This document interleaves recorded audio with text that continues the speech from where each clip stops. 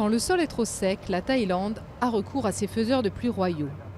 Depuis leur avion, ils diffusent une solution iodée dans l'atmosphère pour créer davantage de nuages et donc de précipitations.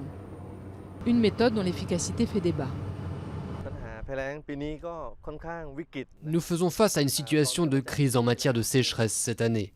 Cela avait commencé l'an passé et s'ajoute maintenant le phénomène d'El Niño, ce qui engendre une grave sécheresse dans le centre, le nord et le nord-est de la Thaïlande.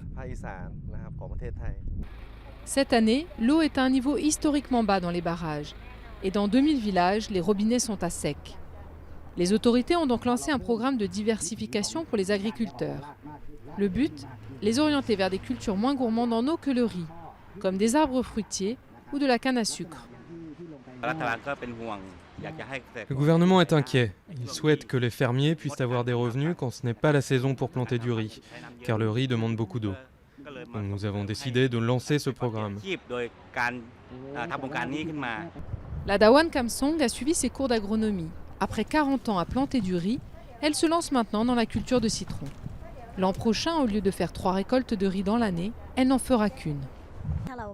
La rotation des cultures nous permet d'avoir des revenus toute l'année.